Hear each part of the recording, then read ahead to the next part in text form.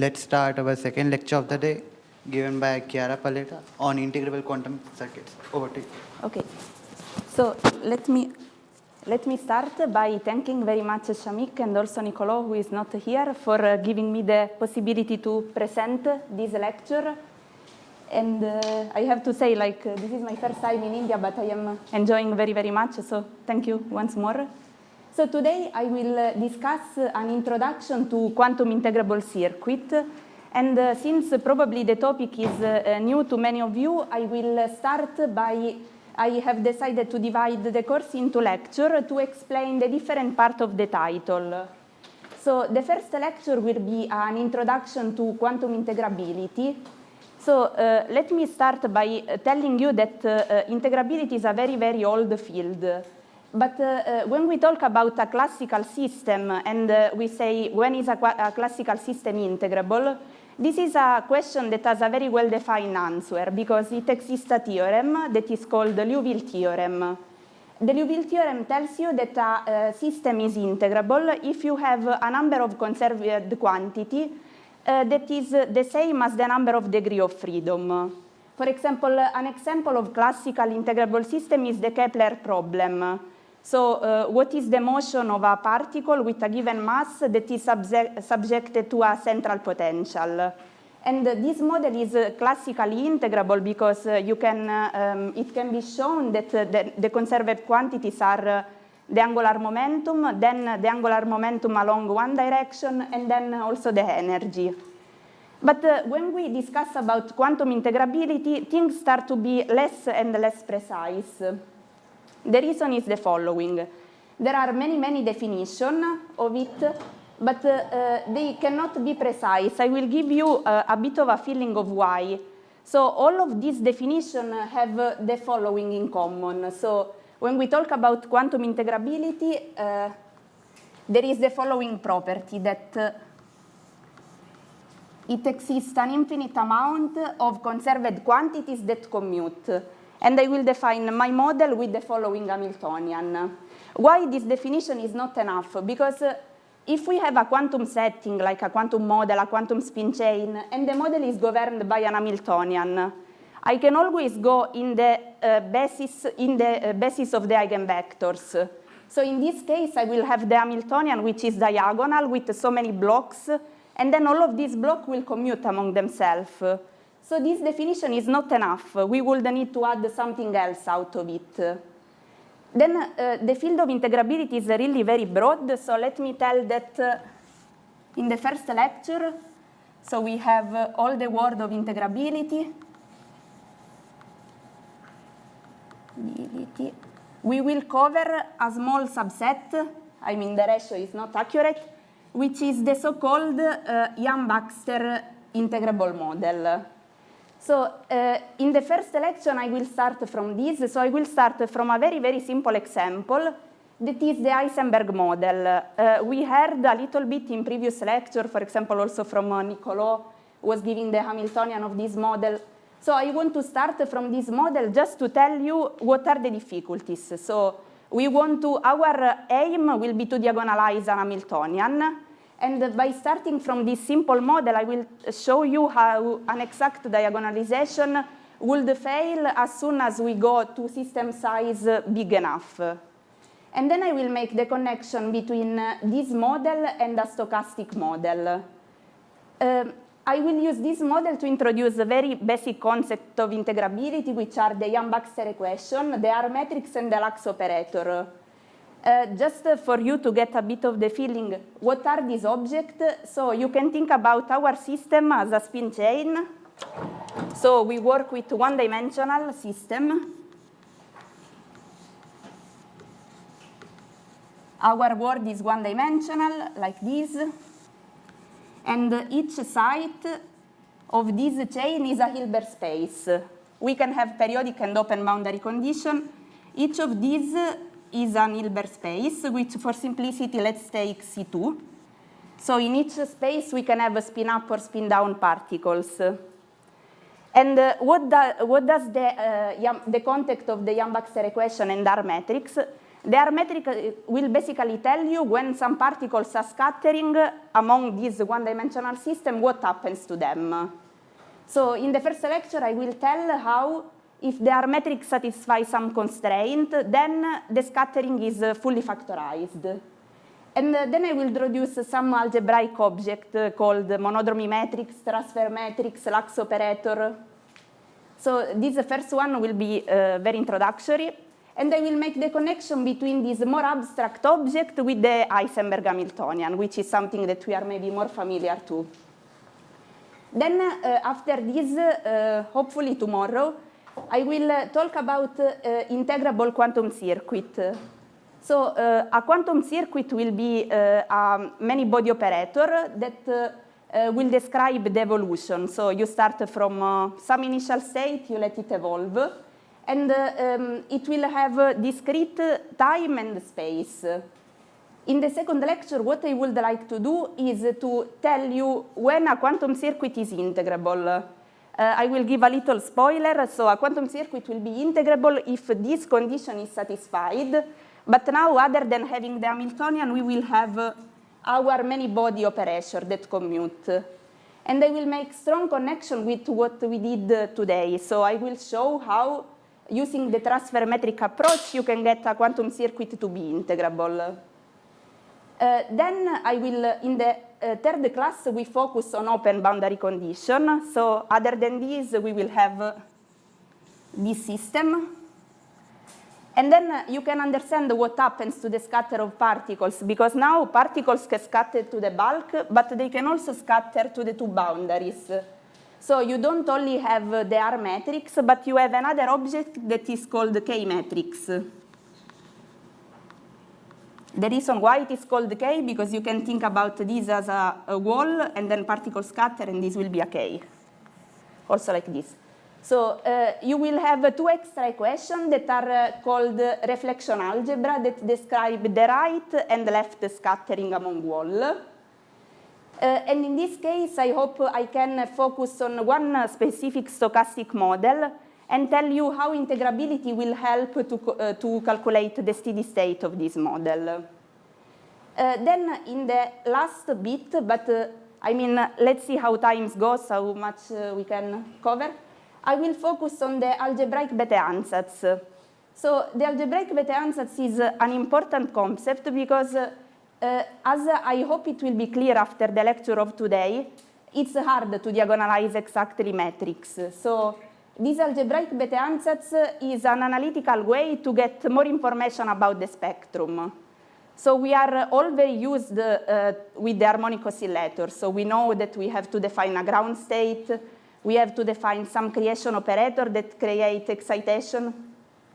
What is the algebraic Bethe ansatz is exactly like this. So you have a spin chain. You can define a ground, for some specific model, you can define a ground state, which can be particle of all spin up or spin down.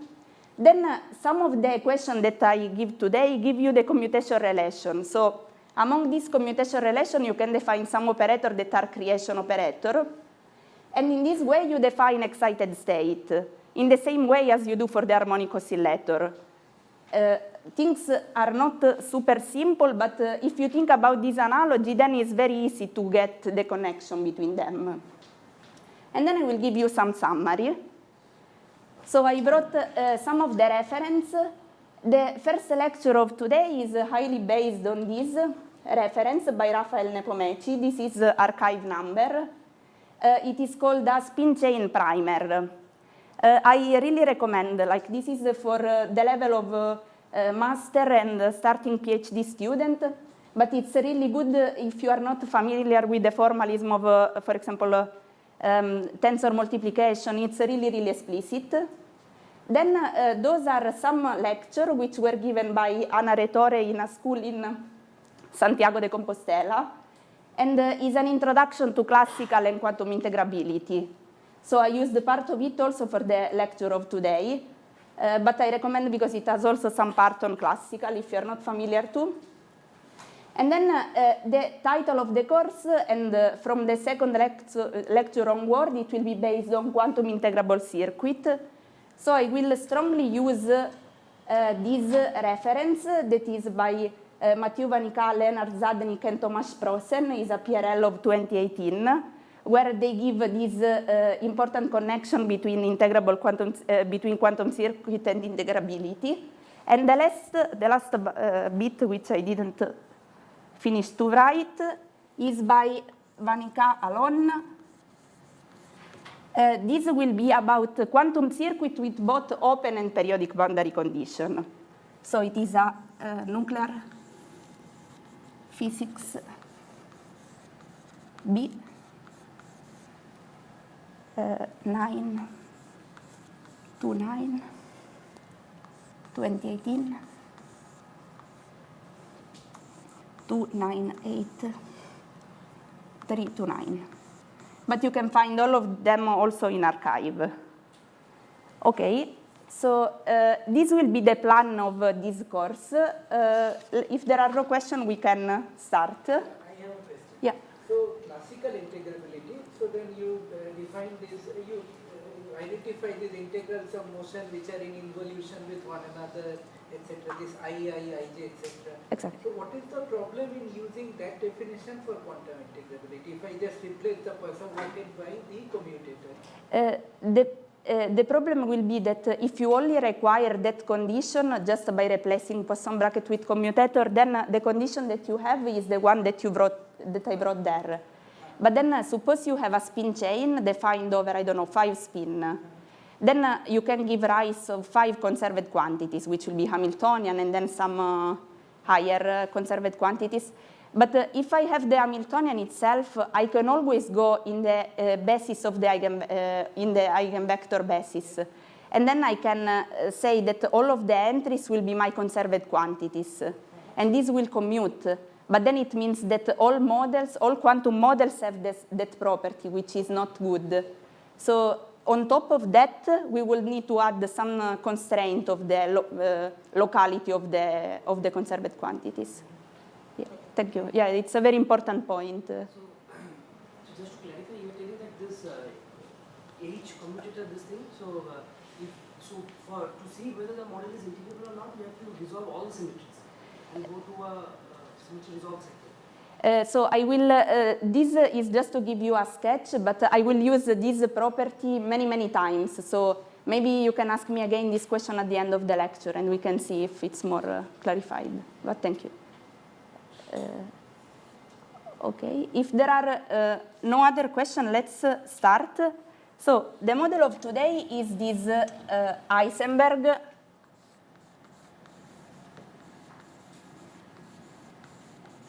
XXX spin chain. So the Hamiltonian of this model is the following. So I will work with periodic boundary condition for today. And I'll write my Hamiltonian as the sum over I from 1 to L. L is the length of my system, or the dimension. And these are H, I plus 1. So the indices here will tell you on which space these metrics are acting non-trivially.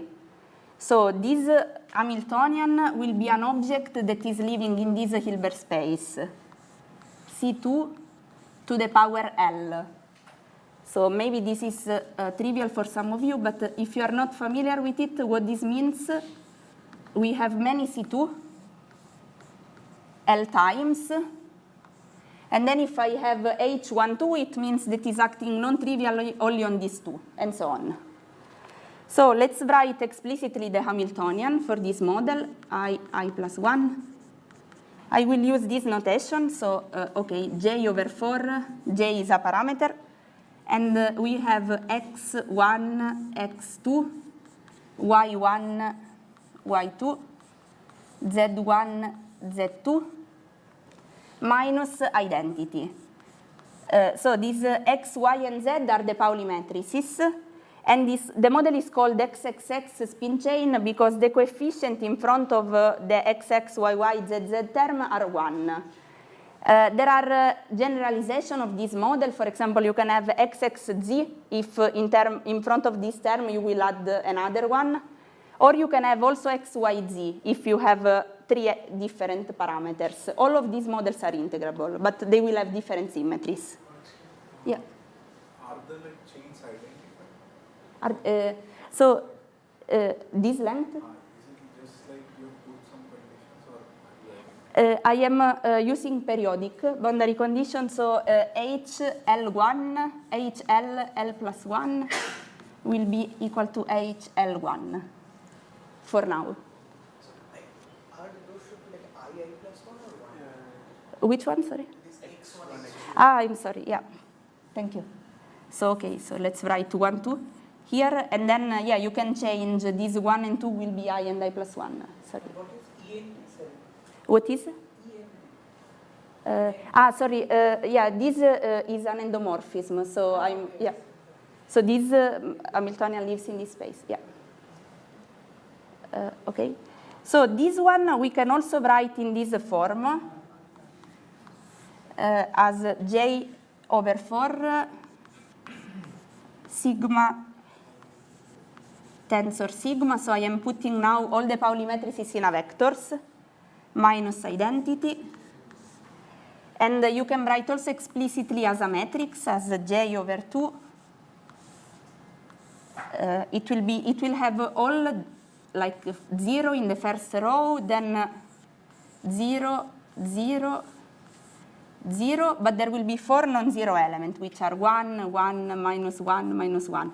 I suggest if you will have some time to try to code this in Mathematica using the command Kronecker product, so you will get this expression, and you can also tell me if I made mistake with normalization and so on. And this you can also write as J over 2 P12 minus 1. Okay, P12 now is the permutation operator. So if I apply this P12 to some state A, B, it will give me BA. So today we will use very much this permutation operator, so we will take lots of practice with it. So what is our aim? We would like to diagonalize this Hamiltonian. So we would like to solve this problem, H psi equal to A psi. Let's start from simple problem. Let's take L equal to 2. This is quite simple. We can also diagonalize it without using computer. Sorry, Chiara. Yeah. If you take tensor product of the permutation operators over adjacent sides, you need the translation operator. Yes, exactly. It's a shift by 1, right? Yeah, yeah. If you take P1, 2, 2, 3, and so on, then it will. The string 1, 2, 2, 3, etc. up to the end. It's translation, right? Exactly, yeah. And you, since it's periodic boundary, you also have to add the PL1 to be sure. Yeah, exactly. And yeah, I will also try to show that this model, in terms of transfer matrix formalism, the shift operator is also one of the conserved charges, in particular the first one, but I will try to motivate. Okay, so if you do length 2, really by inspection, you will find 4 eigenvectors. These we saw already also in the first tutorial by Daniel. Because what we are doing here is just we are composing some two representation of spin half. But let us suppose we don't know this. We want to solve exactly this problem. So we will find that psi 1 is a state with 2 spin up. Psi 2 is 1 over square root of 2 up, down, plus down, up. And then this is down, down. And then this is 1 over square root of 2 up, down, minus down, up. These 3 states, the energy is 0, so it's degenerate. And for this one, the energy is equal to minus 2J. Okay, so this gives rise to 2 different regimes. If J is positive, then the ground state is this one, so the singlet state, so it's called antiferromagnetic state. So if you leave the system tend to be in a configuration where the spins are not aligned. in this case, the spin tend to be in a configuration where they are aligned. So this is called ferromagnetic. Just because in the literature it appears a lot, this word, and this is anti. Okay, but now we did this explicitly. But we could also have used the fact that this Hamiltonian enjoy a symmetry. This has this symmetry, SU2.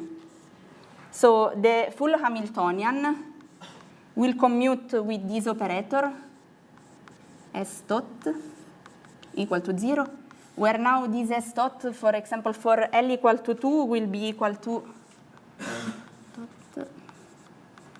some normalization you can put or not, 1 over 2, sigma tensor identity plus identity tensor sigma. Just one comment. I am always saying identity in several places, but these are not always the same identity. So here I am not writing indices, but this is identity on a 2x2 space. The one over there is identity on 4x4. I hope it's clear. If not, ask. Okay. And if you do these things, then you can also say that the full Hamiltonian commute with S squared. So you can write the full Hamiltonian in this form. I will not do it explicitly, but in case you can ask me later. This is S squared minus 2 identity. And then we know the property of this operator S square. S square is the full momentum to the square. And this is, it has this property, S square, SZ, which is equal to S plus 1, SZ. So other than working in the initial basis of spin up and spin down, we could have worked in the basis of the angular momentum with S equal to 0 and 1. So these vectors that I wrote here, these are exactly the 3, 1 are the triplet. So they have S, big S equal to 1. And the other one is S equal to 0, the singlet state, because this SZ can go from minus S to S, jumping by 1. So yeah, I hope you remember a bit this from some quantum mechanics course. So what we are doing here is just this composition of 2 spin half, tensor half. This is 1 plus 0. So this is the triplet, and this is the singlet state. You can try to see what happens if you combine a third spin, and it's still doable. But if you combine multiple one, then things start to become complicated. So what I did is to just take the Hamiltonian. I put on a computer using a different length of my system size, and I try to use the command in mathematical eigenvalues. What I got is this following diagram. So if I take, and then I try to ask how long does it take for a computer to diagonalize it. So if you take the length to be equal to 2, then it's super fast, like 10 to the minus 3 seconds. If you take 4, it's something like a bit less than 10 to the minus 2, and so on. If you take length 15, it's something around 10 to the 3 seconds, which for you to have an estimation, this is something like 17 minutes. But as soon as I take length equal to 16, I let my computer run for 7 hours, and it didn't manage to finish it. So I am not super strong with numerics, so I just used very basic coding. I just took j equal to 0.5, and I did this. But already I cannot go higher than 16. Maybe you have some technique, like you can go in a sector with given symmetry, and this will allow you to go higher. But in any case, you cannot go much higher. So this is why we need something else. We need the integrable model, because now the problem of solving a exact diagonalization to get the spectrum via these algebraic Bethe ansatz that I just mentioned will be mapped to the problem of solving a coupling set of of equation in some coefficient. Now, okay, those are polynomial equation, and the degree of polynomial is equal to L, so we cannot solve them analytically, of course, but we can go much higher in numerics. And then maybe we are not interested in all the possible spectrum. We may be interested in just a few of the eigenvalues. So these techniques are really, really powerful. And then if you have this type of equation, you can also take the thermodynamic limit and get what Gabriele was talking about this morning, like the thermodynamic Bethe ansatz. So this one, I hope in the next lecture I can manage to tell you a bit more on this algebraic Bethe ansatz, how does it depend on L, and then I will leave it, I will give some reference in case you are interested also in the thermodynamic case. Okay, but just for now, if you want to get a bit of feeling of how people solve this type of system, I can recommend this fast analytic solver of rational Bethe question. But at this stage, maybe it's early because we didn't talk about Bethe question. Okay, this is for some model that have particular symmetry, GLN, M, by Marbo and Volin. Okay, but other than the algebraic Bethe ansatz, there are many other techniques. So it exists the algebraic BA. There is also something called the coordinate Bethe ansatz. So this coordinate Bethe ansatz will not use any of the algebraic condition. It's just really you make a guess for your eigenvectors, and then you see how the Hamiltonian act on this guess for the eigenvectors, and you get some restricted condition. Then there is something also called analytic Bethe ansatz. I didn't put reference because the field is really broad, but if you are interested in a particular part, I can try to search more. Then there is some more algebraic called Baxter Q operator.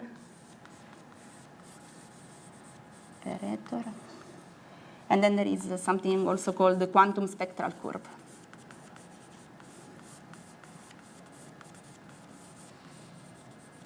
Also, I didn't mention, sorry, yesterday I think Shamik sent you an email with the exercise.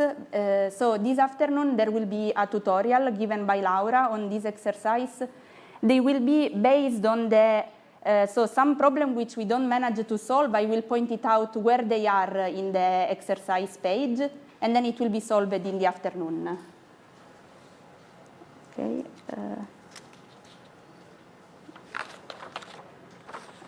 Okay, but now I told you about the Heisenberg model, but I actually didn't say anything on why this model is integrable. And I will try to motivate at the end why it is. So for now, I am just giving you a lots of concepts. I hope you don't miss the main point to make the connection with Heisenberg, because it's going to be a bit technical, just to warn you. Okay, so just to tell, the Heisenberg model Hamiltonian is related to the R matrix that is a solution of the Yang-Baxter equation. So let me define now this concept. This will be like Yang-Baxter equation.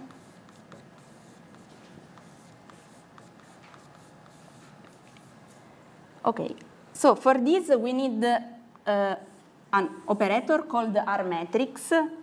The R matrix I'm going to pick is the R matrix of the Heisenberg model. This is, it has this form. So it is a U, identity, plus I, P, 1, 2. This is permutation operator. You can write it explicitly. This will become U plus I, U, I, U, and U plus I, and all the other elements are 0. 0, 0, 0. Okay. Okay, so for now, just trust me, this is the R matrix of the Heisenberg model. And this R matrix solves the so-called Yang-Baxter equation that takes this form. So R 2, 3, I will explain also these indices in a moment. V, R 1, 3, U plus V, R 1, 2, U, equal to R 1, 2, U, R 1, 3, U plus V, R 2, 3, V. Let me just also write graphical representation, and then we can talk. So this is, again, an equation that is living in tensor product of 3 vector space, C2. And, okay, so every time I have an R matrix, I'm going to represent in this way. IJU, I will represent as a cross. Each of these line, IJ, is a Hilbert space. And U will be the difference of rapidities carried by each of the particles. So you can think about this. We have 2 particles that are scattering. Each of these particles carries some rapidity. The R matrix is the information on what happens when the 2 particles scatters. And what matters is the difference of rapidities between these 2 elements, which is exactly U. And the content of the Yang-Baxter equation is the following. So it will tell you that if 3 particles are scattering, so we have 1, 2, 3, the order of scattering does not matter. So 1, 2, 3, 1, 2, 3, U1, U2, U3, U1, U2, U3, and the time is going up. So let's think. Okay, so the time is going up. So we have 3 particles scattering among them. When these 2 scatter, we get an R with indices 1, 2, which is this one. And it will carry a rapidity U, which you can think about U1 minus U2. Then we go up. Another 2 particles are scattering, particle 1 and 3, which is this one. And you can write this as U1 minus U3. And then, sorry, yeah, U and V will be the difference of the rapidities between the particles in the scattering. So for the moment, you can think about it as just R matrix that depend on this difference itself. But then for this class of model, I can show in a second that at the end, this will depend only on 2 of the rapidities. But there are, for maybe some of you that are familiar, there are some other class of model which the R matrix will depend on 2 parameters. For example, the Hubbard model, which we also heard last week. This will not be in this class of model. Okay, and then we were here, so these particles now are scattering. Then another scattering happens between 2 and 3, which is this one.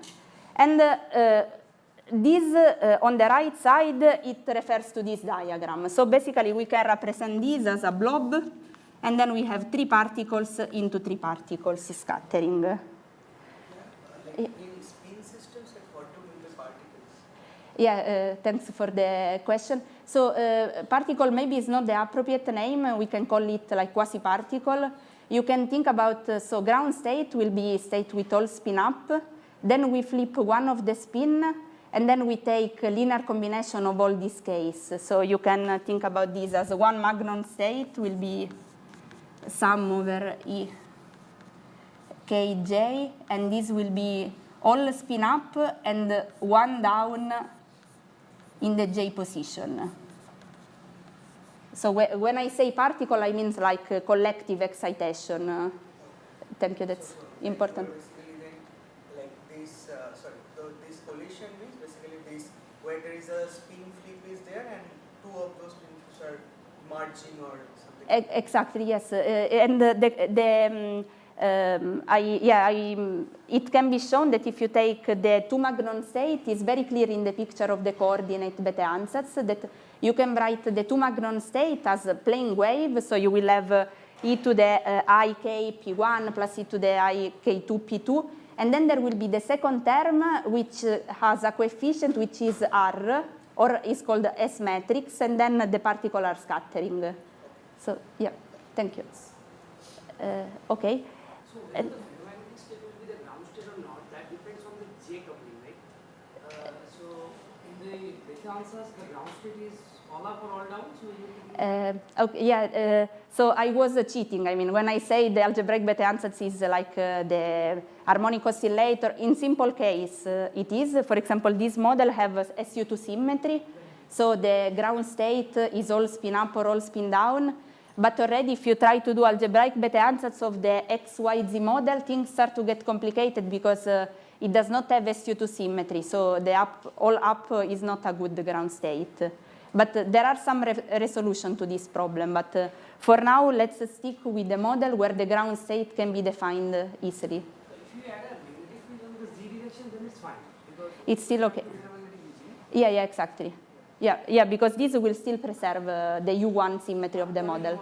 Exactly, yeah, so XXX, XXZ are still okay because they have XXX as SU2, XXZ as U1, but still it's fine to define all spin up. Yes. And again, one Yeah. question, when you're talking about this R matrix or K matrix in case of open boundaries, we're actually talking about the hopping of the magnons in terms of this permutation operators, because this P12 is actually talking about this hopping of the magnon. Exactly, yeah. So for now, think that the dynamical evolution is given by the Hamiltonian itself, not by the R matrix. But these R matrix will be very important because I will show at the very end that it's useful to define some object called transfer matrix. And then in several limits of this transfer matrix, you can get continuous time evolution, so evolution with the Hamiltonian. And in the Hamiltonian, we have the P permutation operator as well. So if this, I don't know if this answers your question. You can think about dynamic of using the Hamiltonian of Heisenberg. So you start from some initial state, you apply the evolution operator with that. Yeah. Can you explain this diagram also, this triangle? This one? Okay, so this one is the graphical representation of this equation called the Yang-Baxter equation. And the contents of the diagram, it explain how, when you have 3 particles, the scattering among these 3 objects into these 3 objects is exactly factorized. So if 3 particles are scattering into 3, the order of scattering doesn't matter because you have all the possible combination of this ordering between 2 scattering. And then you can understand that so here is just 3 particles into 3 particles, but the power of this model is that if you have n particles into n, you don't need all the possible combination because everything can be written as scattering between 3, 3. So this is what makes life easier. So this R matrix and this Yang-Baxter equation, it's just some statement about scattering, and it's not for now related to the Hamiltonian we discussed. No, not yet. I hope at the end of the lecture it will be clear. But so is the notation clear what all these indices mean? Because we are going to strongly use it. So if not, ask. What did you mean by rapidity? Okay. Yeah, rapidity will be referred if you talk about like one Magnon state is this K here. Yeah, other. So, and when I say R12, U, what I mean, since we are working on this space, this is the R 2 by 2, which I gave here. Again, notation is a bit hard to be consistent because this R is now acting on 2 spaces, but also R here is the same, but is now acting on 3 spaces. So this is the previous R tensor identity on 2 by 2. So it depends on the Hilbert space you are referring to. So in this case, the matrix, the Yang-Baxter equation will be like 3 space. So each of the R has to have the right dimension, right? So it has to work like this to be able to make matrix multiplication. I have a question, like, why I'm asking the question, like, it's like it only has 3 terms, not like more than or less than. Is there any special significance to this? Why Ambaxer has only 3? Only 3, yeah. Yeah, because if you can also have it more, like more particles, but at the end, the very fundamental block is only these 3.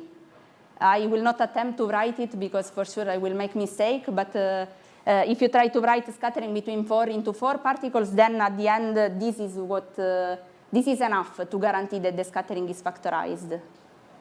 If you have a question, so these R's, they are always functions of the difference of the rapidity. So in principle, there are 3 variables, U1, U2, U3. Yeah. But then since I'm looking at the differences, so I can characterize everything in terms of 2 variables, U and V. Yeah, thanks. I forgot. I said I will do and then I didn't do, so. So this is U1 minus U2, so we can say that this is U.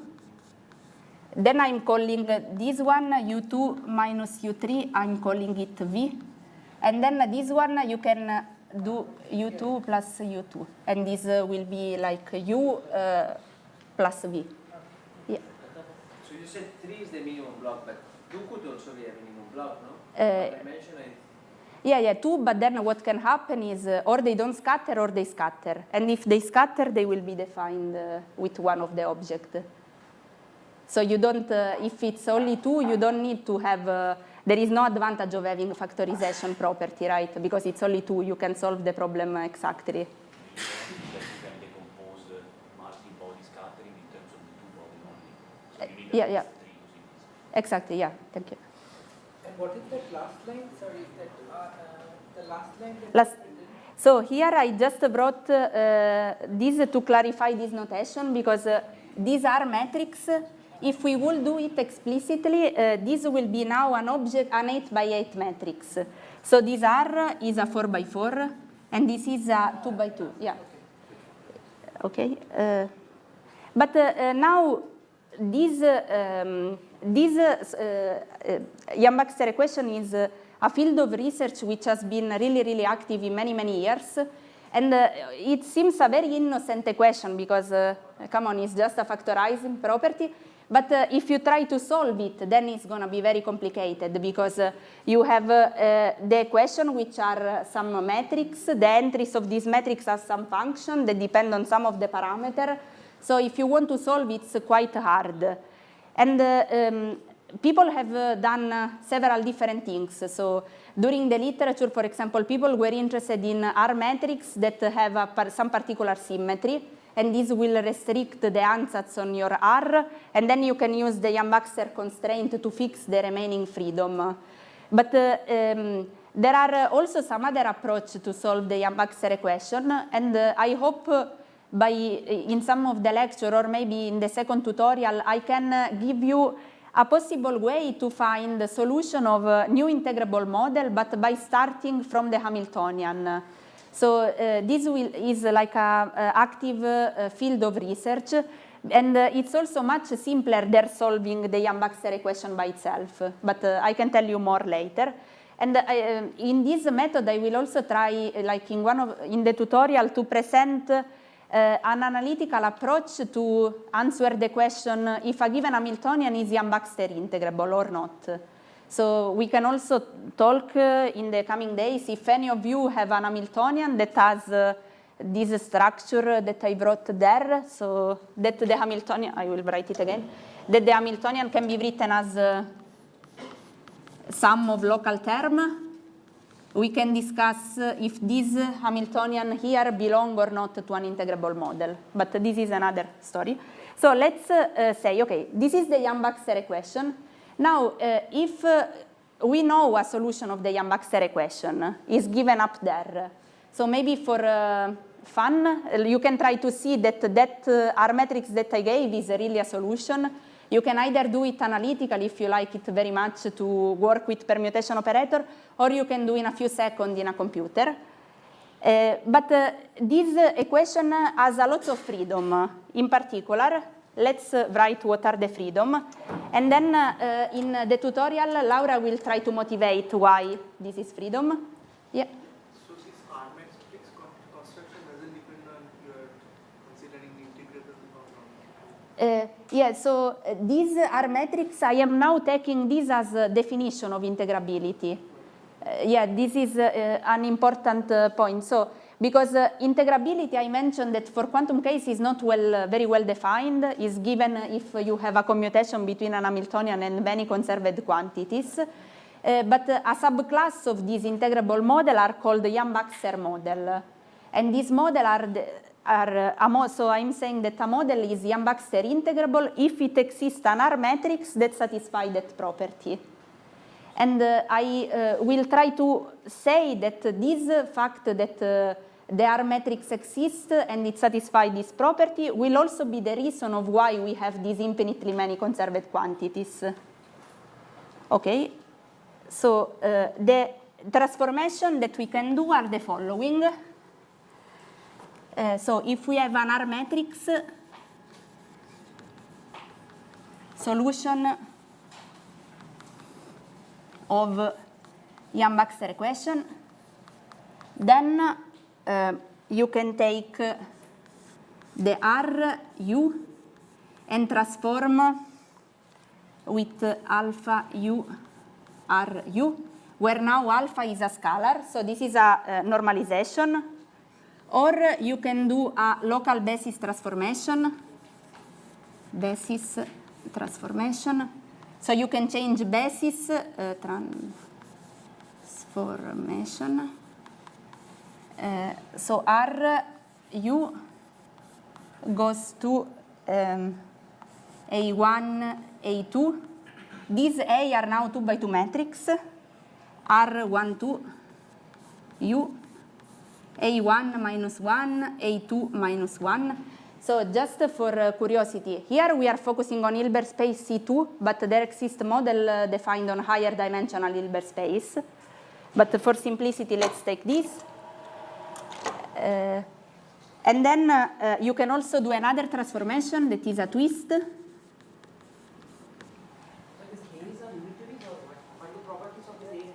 Just invertible. Laura in the tutorial will show you that if it exists A that is invertible, then if this is a solution of Yang-Baxter, also this one is. Then twist, so R U will be A1, R1, 2, U, A2 minus 1. And it has also to satisfy an extra property, so R1, 2 has to commute with A1, A2 equal to 0. Then there is also reparametrization.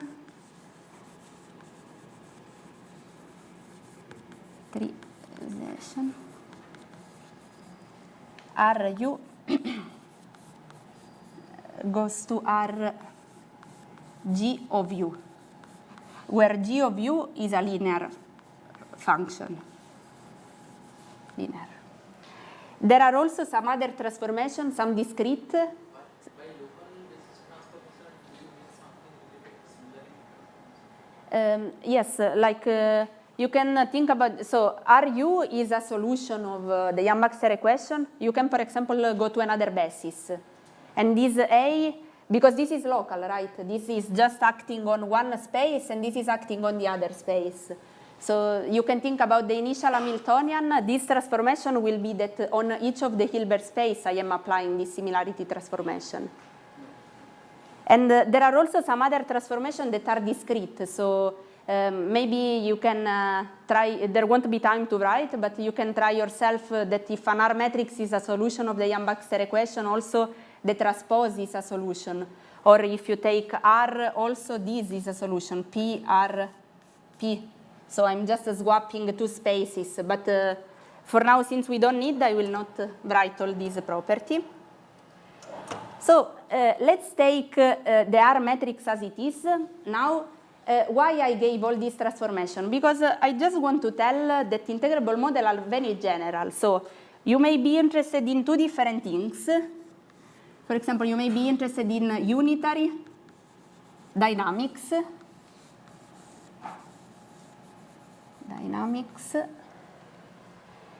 or stochastic.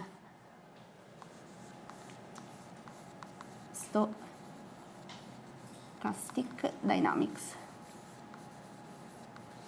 And I will show how, by using this transformation, the same R matrix that I gave can make the game of being both unitary and stochastic.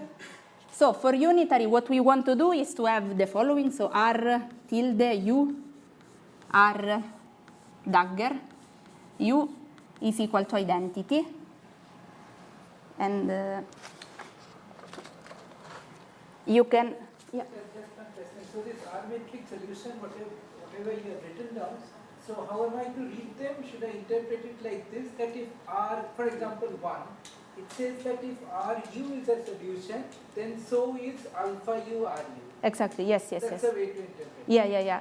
And that's very useful because there are many work on where people try to like find, also like myself, I have worked in classifying these with many other people on classifying solution of this Yang-Baxter equation. But then once you have a model, there is a literature which is very vast. So you have to try to say if your solution is really new or if it can be related by some of these transformation. And 1, 2, and 4 are easy to spot because, for example, you compute Yang-Baxter, you compute the charges, and you check the spectrum, and you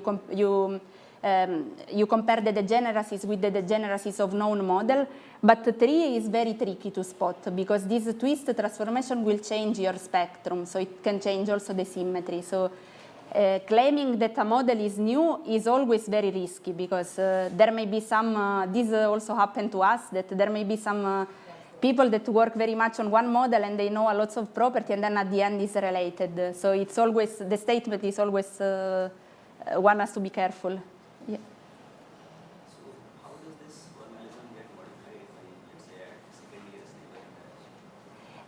Okay. systematic way to go about? There is, yes, you can take a look. I can give you some reference because it's very, is another, it will require maybe another, I don't know, lecture or maybe more. You can take a look at the paper by Balash,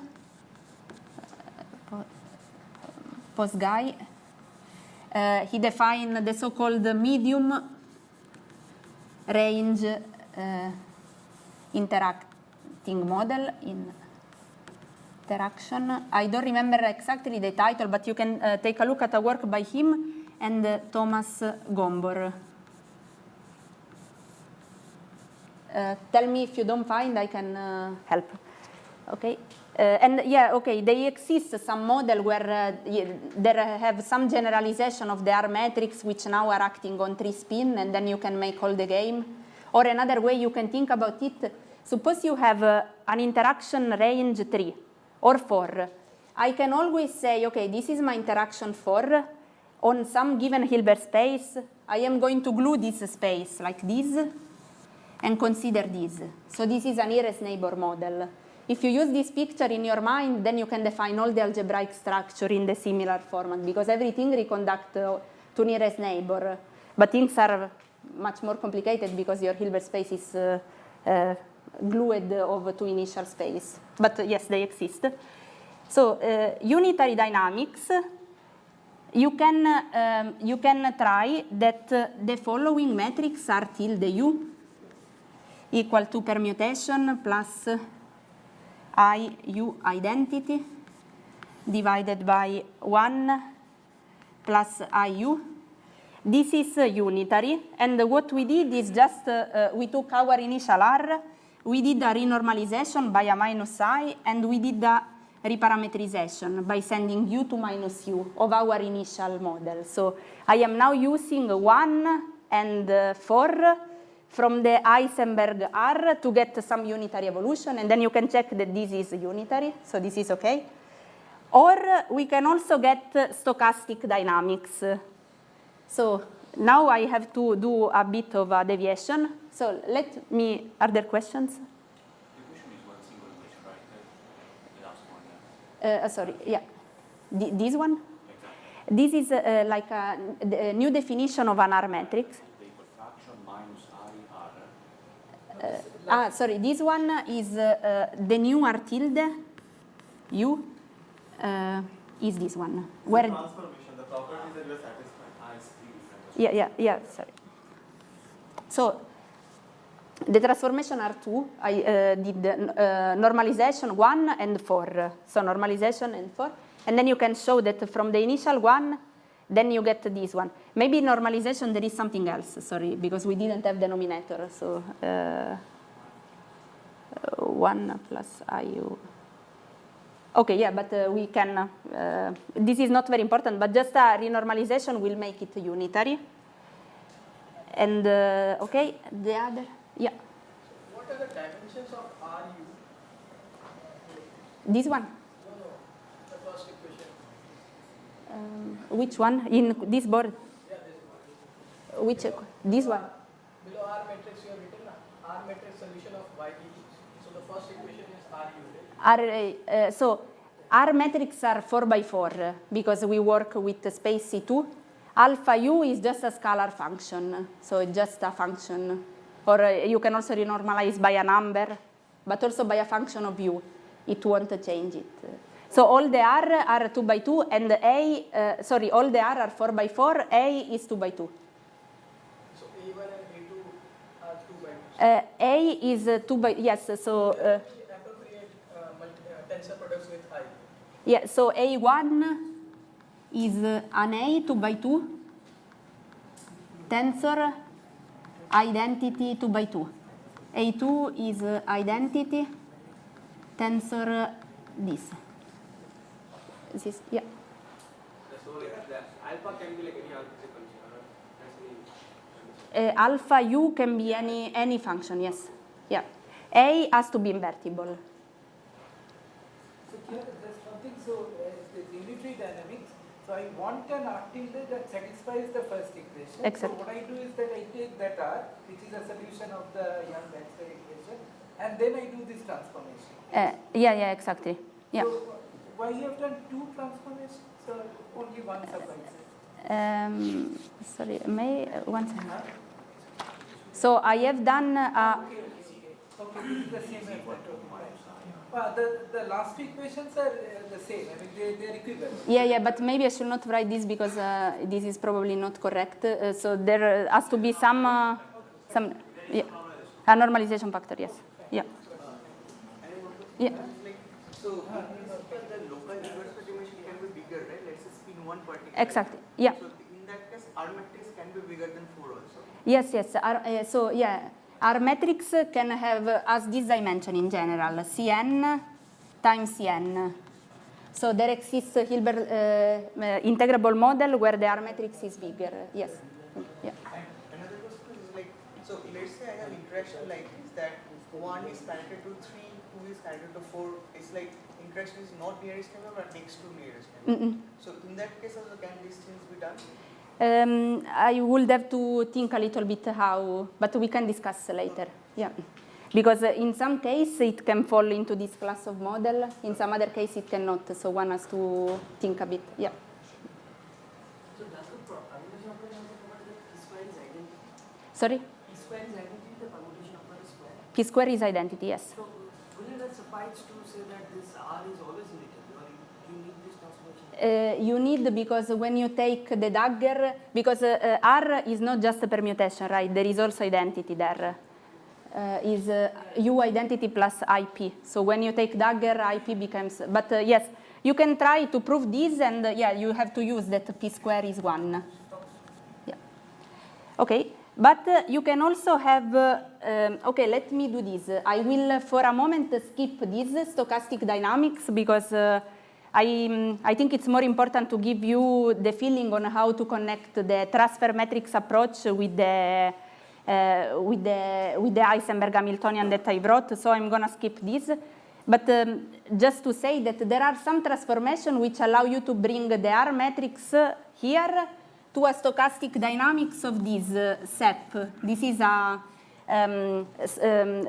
stochastic simple exclusion process. So if you are interested, we can talk later, but it will take me a bit to explain. Yeah. Can you give me a physically intuitive picture behind that each transfer? Which transformation? Twist. Number twist. Twist. Yes. So, okay, yeah. So, for example, I want to know about an intuition, to be honest, like I want to know how to explain with an intuition. But, for example, if you take the Heisenberg Hamiltonian that I brought, I think you can also have, you have all zeros here.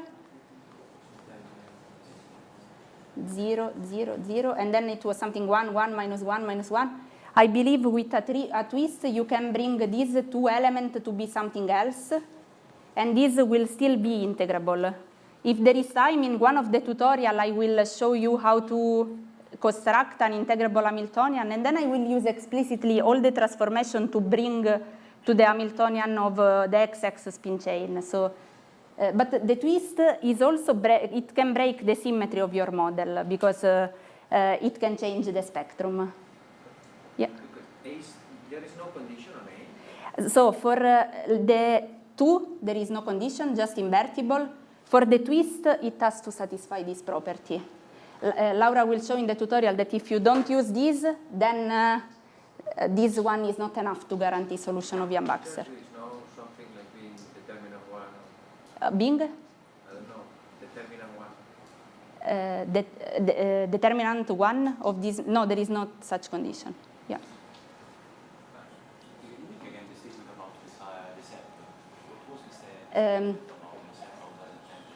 Okay, yeah, so the reason why I put this is because I was thinking in the third lecture to use the SEP.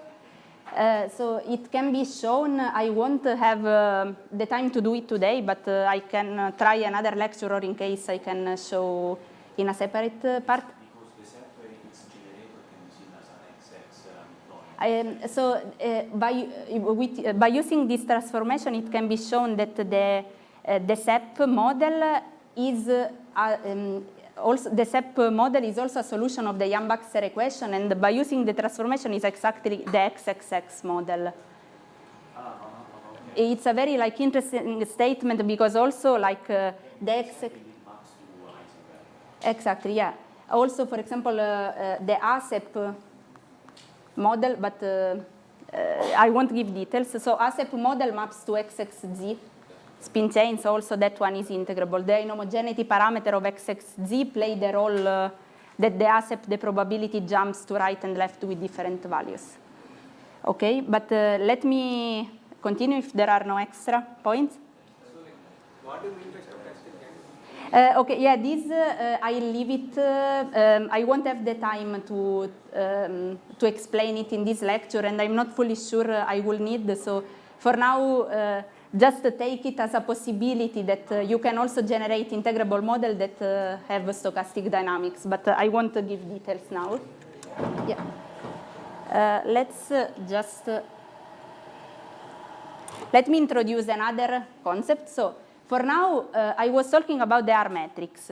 The R matrix has two legs, 1, 2, and these two are the same space, C2, C2, or Cn, Cn.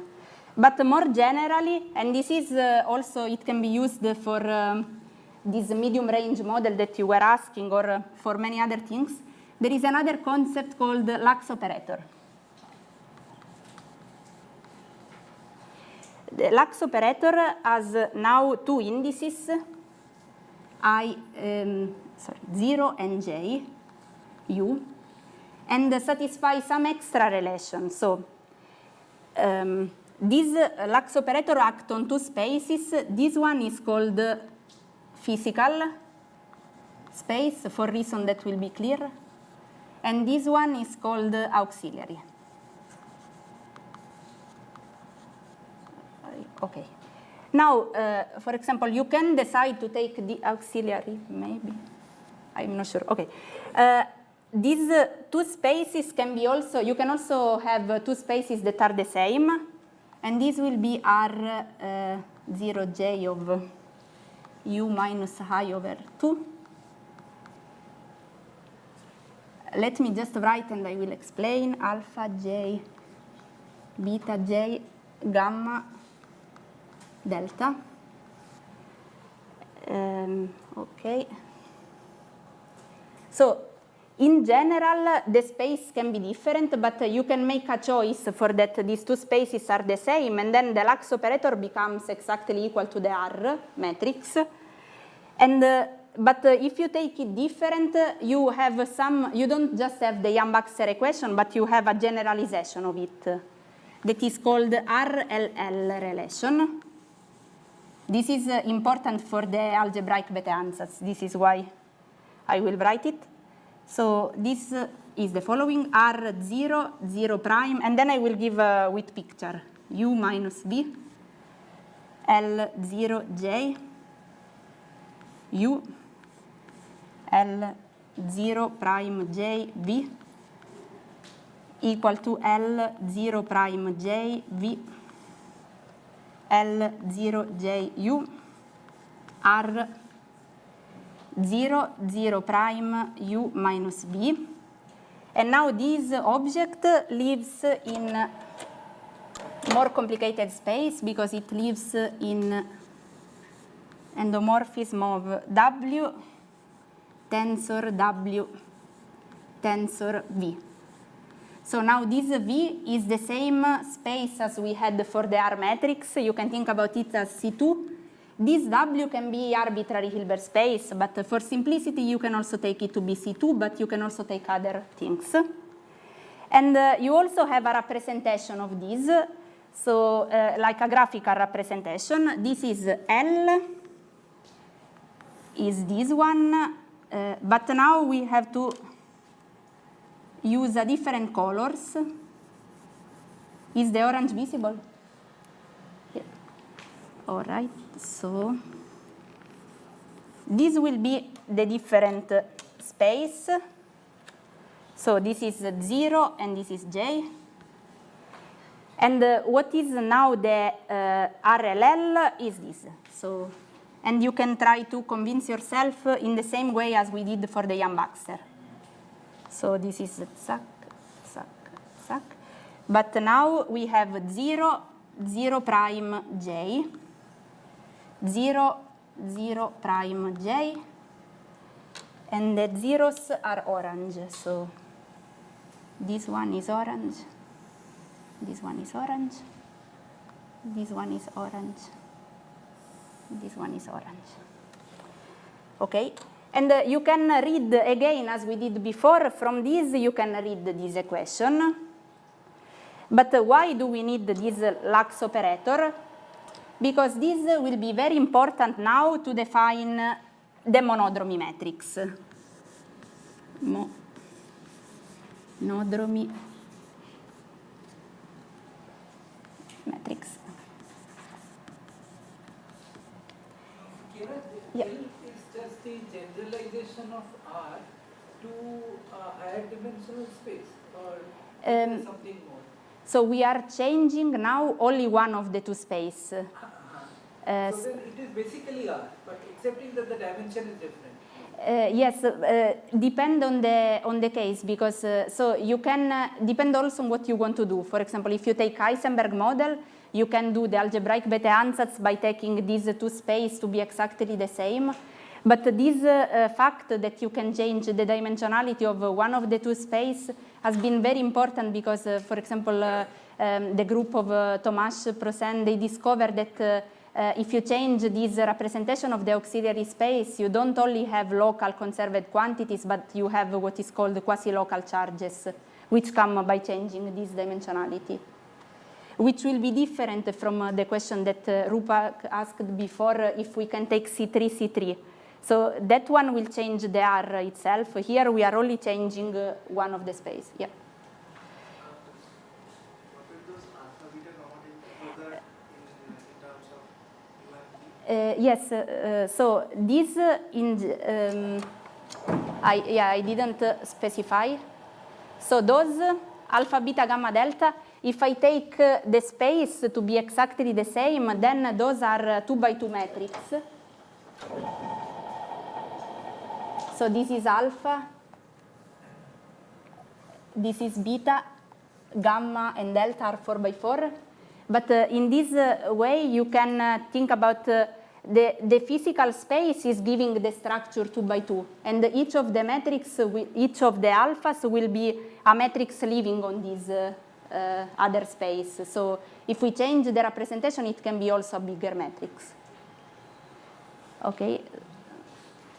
So we can see when we reach, and then I think it's good not to rush, so we can continue tomorrow. No, so why do you have a different space V there? The isomorphism, W tensor product, W tensor. Because what we did now is I am giving an extra relation that is called RLL. So if you if you reduce to the case where 0 and J are the same space, then the content of that is exactly the Yang-Baxter equation, right? Orange line became white, and this is exactly the Yang-Baxter.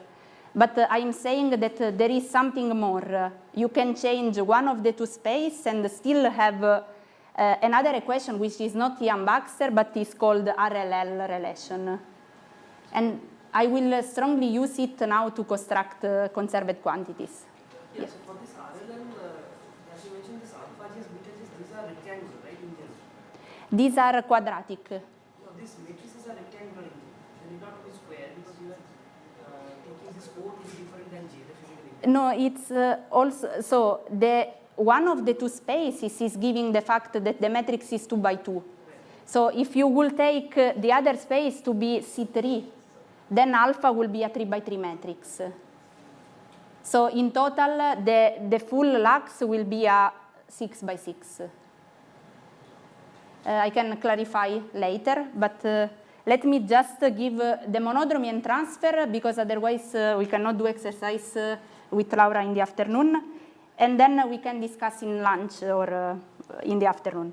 So monodromy, so this is T, I'm calling it T0. U, Ui, and this matrix is the following. So L, I'm taking now multiplication between many of these lux operator. L0L, U minus UL, L0, L minus 1, U minus UL minus 1, dot, dot, dot, L0, 1, U minus U1.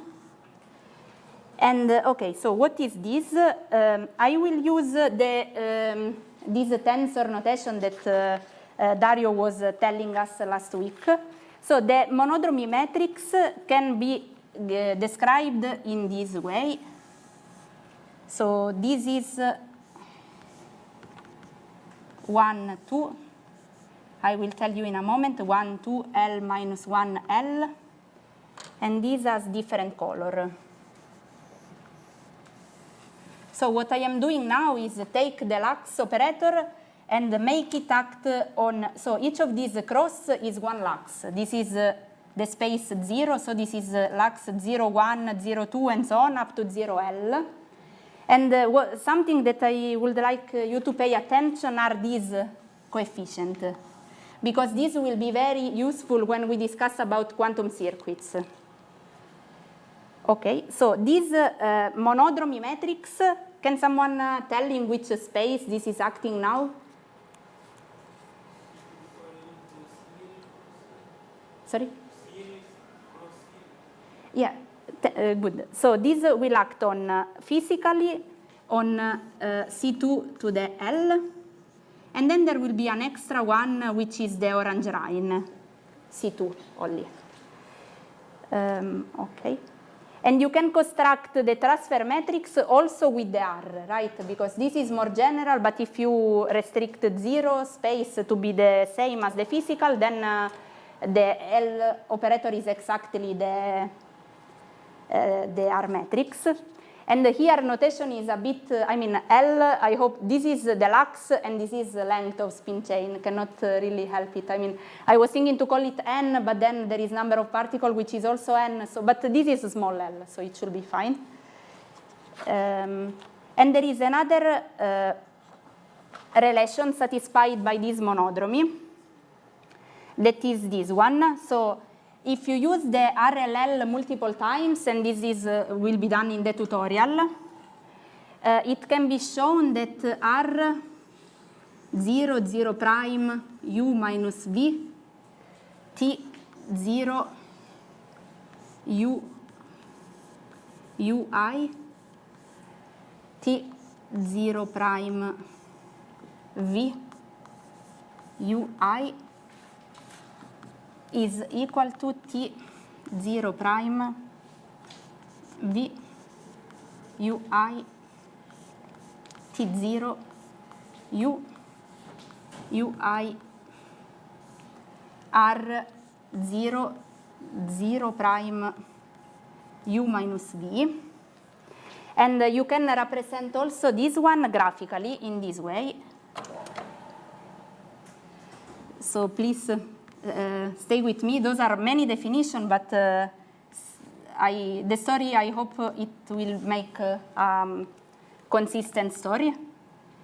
Okay, so this is a representation of this relation. So what is this? This is the space 0 prime, so I have to color in orange. This is 0, this is 0, and this is 0 prime. This is space 1, L minus 1, L, 1, L minus 1, L, and this is orange. Orange, orange, orange, orange. So you can either prove this relation by using the RLL explicitly, or you can use the RLL graphically. It's a matter of personal taste, which one you like more. But so up to now, I didn't give much physics, right? I just gave some definition, and you can maybe, if you have some time, you can try to construct on Mathematica all these objects and check also explicitly by using Mathematica this relation.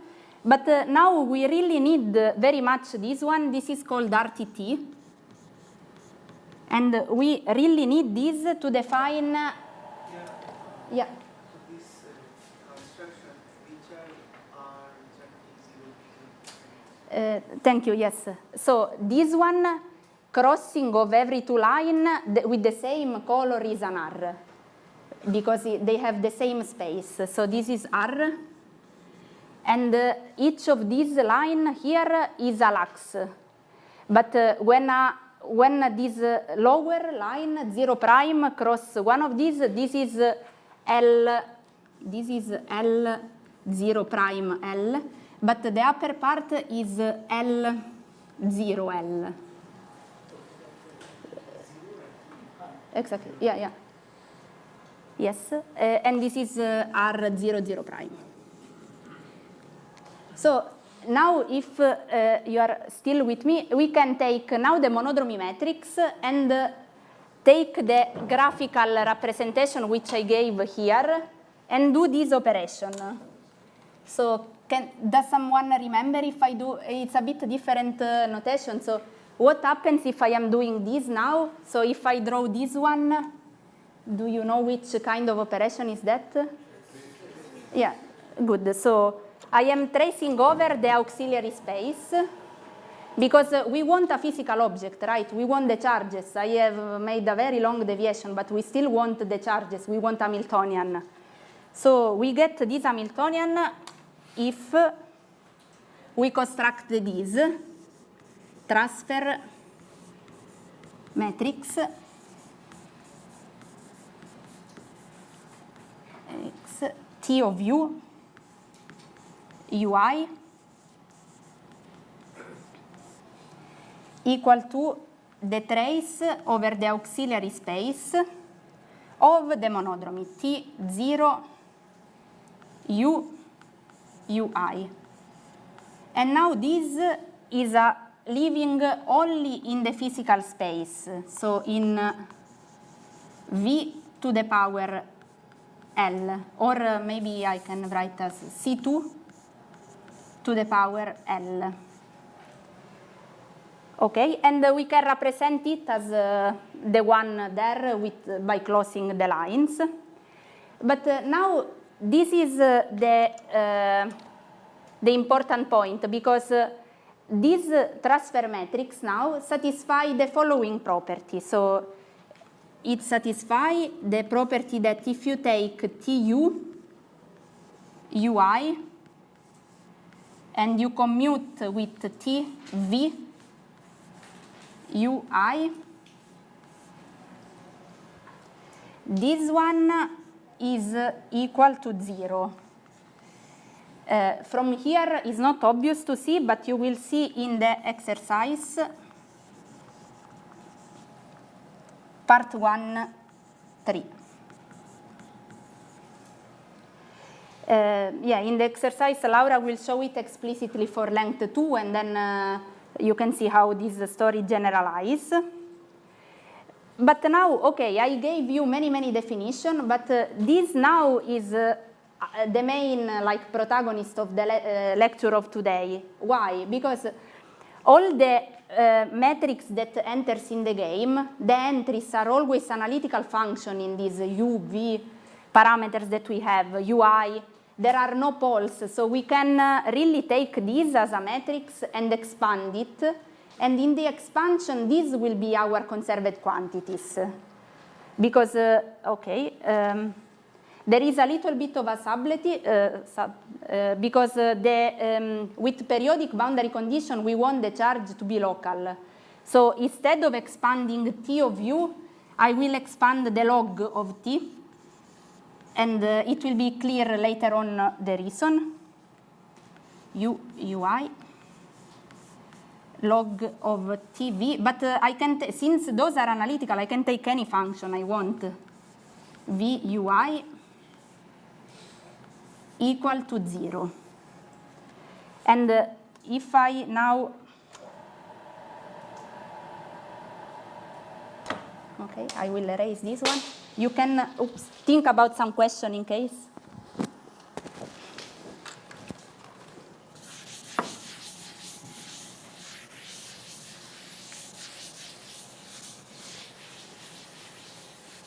Are there questions? No. Oops. Tell me, at the end, we are tracing over the auxiliary space. So, what was the original motivation for introducing the L thing? We had one auxiliary and physical.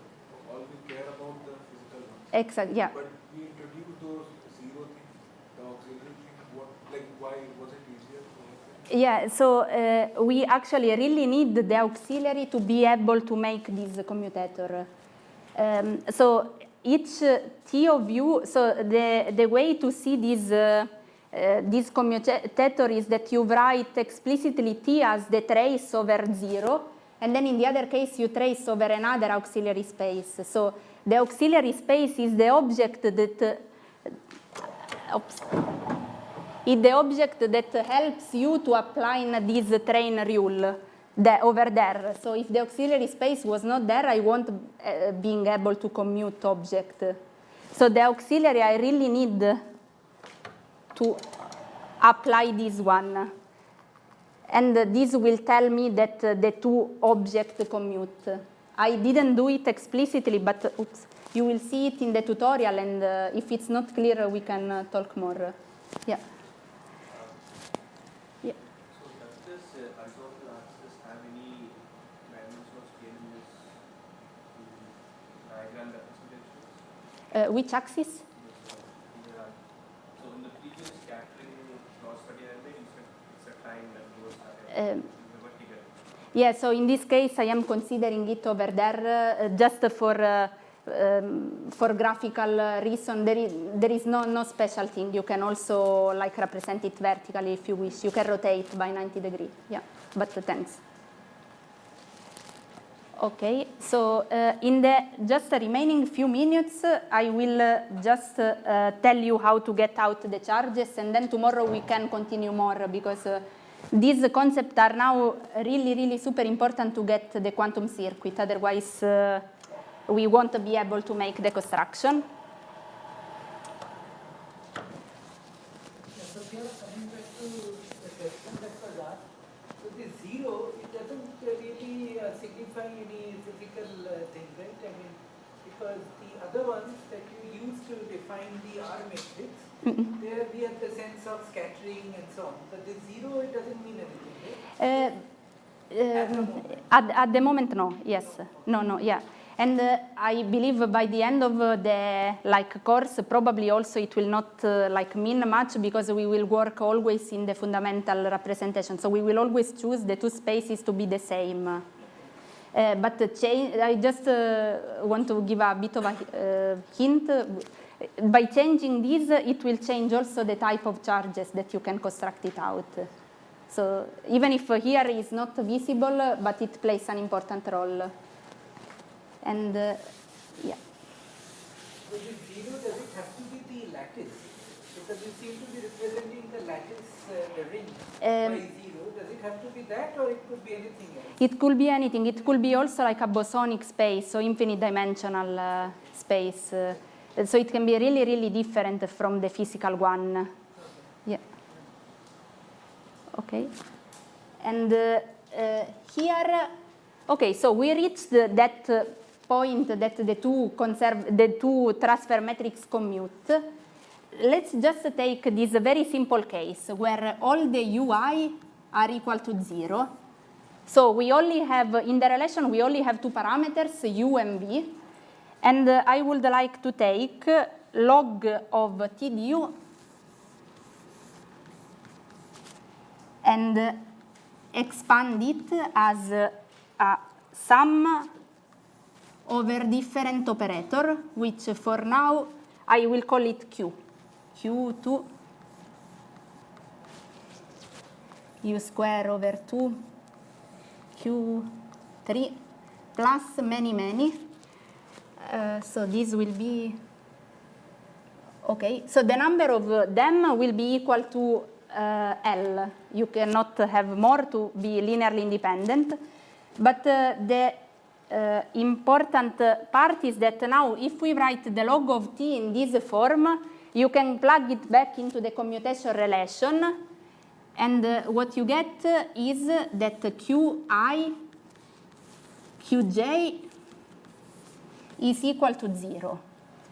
Because the commutation relation of, the commutation relation over there has to be valid for any u and v. So if you plug this back in at any order of u and v, then you get this exact property, which is the initial definition of integrability which I gave, right? I was telling that it's a system where you have many conserved quantities that commute.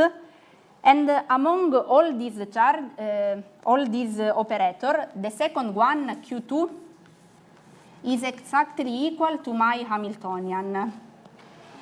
So from here is not, yes.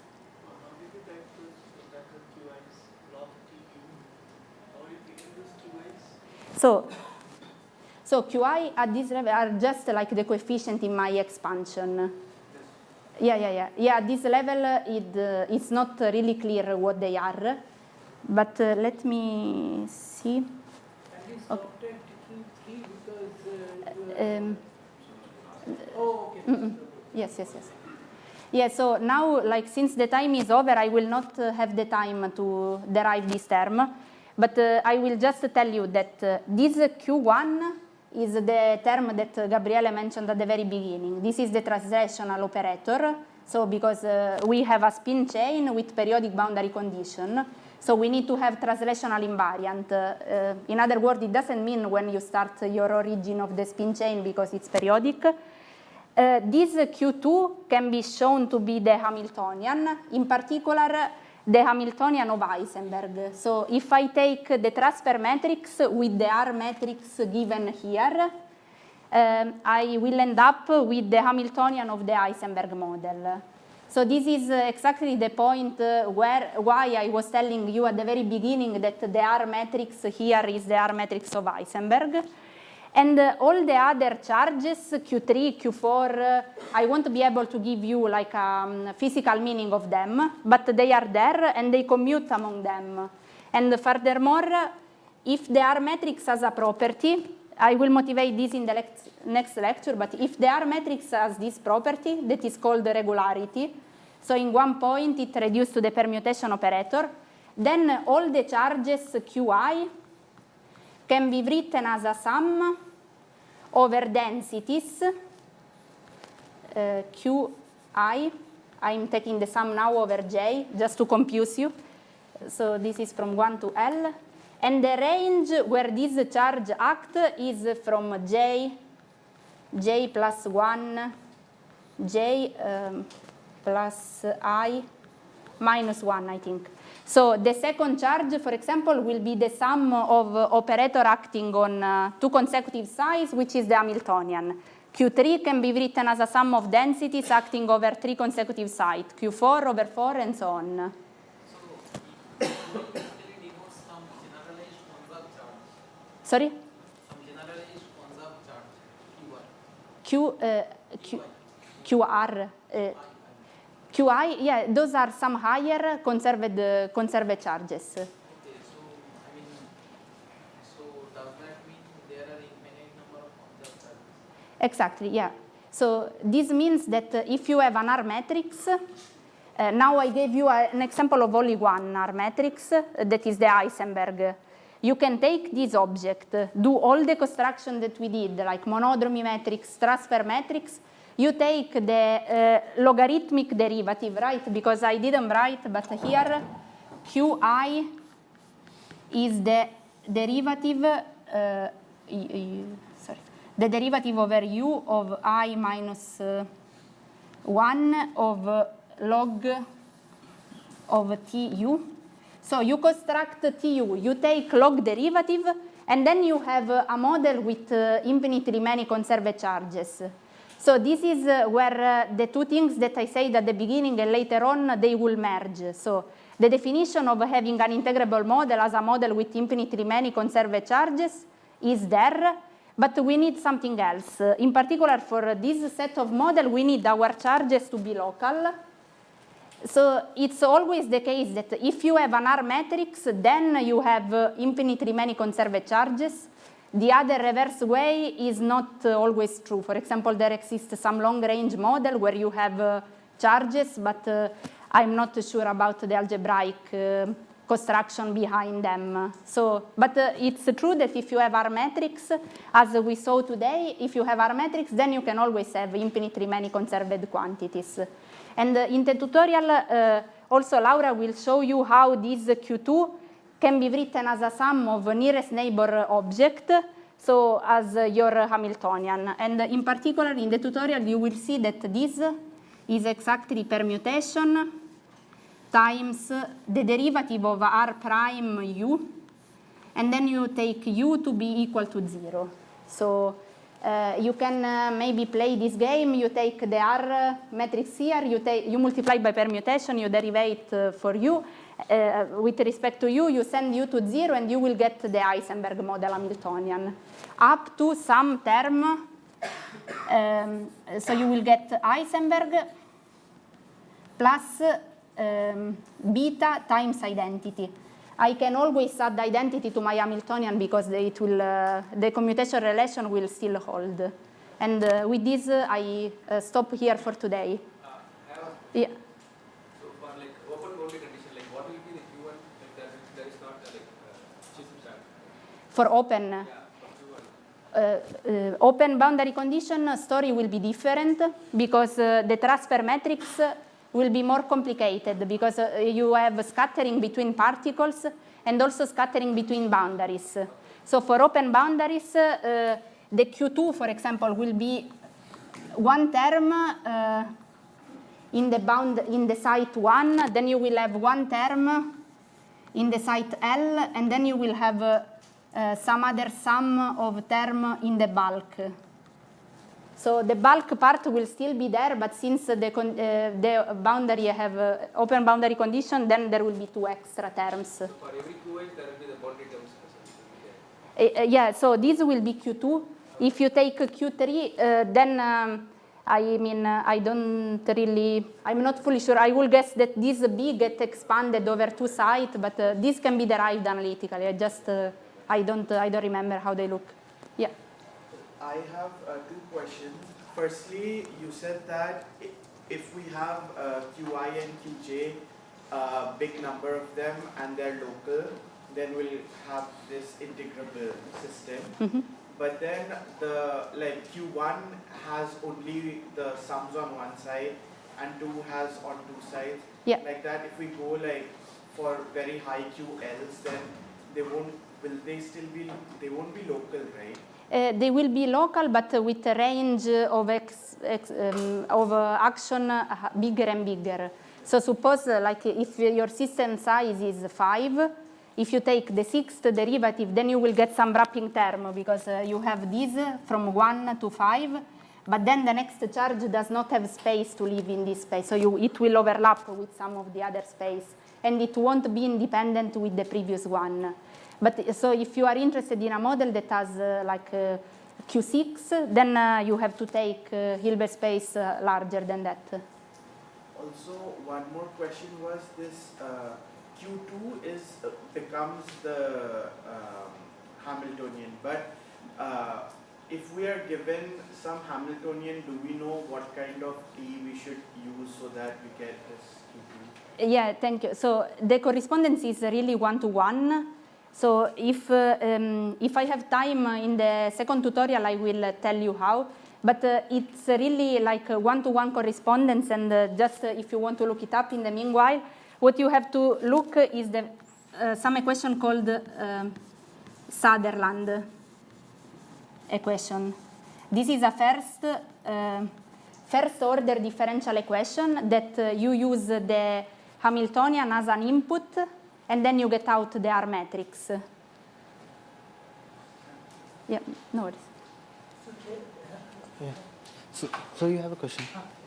So the point is the following, that given a Hamiltonian, this Young-Baxter equation I can always write down. But the question, does the problem boil down to finding a solution of this equation? And if somehow I find the solution of that equation, I can go through this whole technology and obtain Q2 to be equal to the Hamiltonian I started out with. Is this the statement? Yeah, so there are two different approaches. So you can go from lower to up, or you can go from up to down. So if I come to you and I give you the R matrix, then you are already in a good position, right? You can check Young-Baxter equation and you can do the machinery, transfer matrix, blah, blah, blah. Then you get an Hamiltonian and you say, I want to do dynamics with this Hamiltonian. Good. But if someone comes to you with an Hamiltonian, now what would you do? There are some methods, which I hope I have the time to explain in a tutorial, that allow you to tell if this Hamiltonian belongs to a Young-Baxter integrable model. There is a concept called boost operator. The idea is you have this Hamiltonian, you apply this boost operator, and it will allow you to go to the next conserved charge Q3, and then you check commutator between these two charges. If it works, if it's 0, then the model is integrable. And if the model is integrable, you can go to the Sutherland equation and get out the R matrix. And then you start doing all the machinery. This will, this will be like a lower up approach, from Hamiltonian to reconstruct R. So if for a given Hamiltonian, by some means I am able to write down the Young-Baxter equation, I will conclude that the system is integrable. Exactly. Yeah, that's the same. Integrable in the Young-Baxter sense. In the Young-Baxter sense. But this is like my personal opinion, what I'm saying up to now. I am not aware of any model where the Hamiltonian is local and the system is not Young-Baxter integrable. So if any of you is aware of this model, I will be very interested to hear. Transactionalizing model, quantum transactionalizing model. Yeah.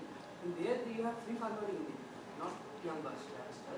Yeah. So if there I write this Young-Baxter equation, I will not be able to get any solutions. So there are some different type of class of solvable models. Some model can be, for example, of free fermionic type, and then you can have solvability in other meaning. It doesn't need to always be like Young-Baxter solvable. But you can also have, for example, some spin chain, I don't know, the XX spin chain, for example. You can do Jordan-Wigner transformation to it and get it out a free fermionic model. But then you can have the two different in parallel description. You can describe as a free fermionic model because it's easy. You can just apply creation operator multiple times. Or you can have the R matrix of the XX chain, which is basically the Hamiltonian I wrote at the beginning without the zero term, and you have the R matrix for that and so on. So it's a different type of, I mean, the same model can be described by different meaning. And there may be some class of model which are solvable in the sense, but not of Yang-Baxter type. Okay, so for transfer model, I can construct these charges, as you mentioned, and it turns out that those charges will be the same as the charges we get in the K-mode, in the standard thing. Maybe you can show me and we can discuss later on. Yeah, thank you. If you have any more questions, you can discuss the questions with during the break. So let's just thank the speaker. Thank you.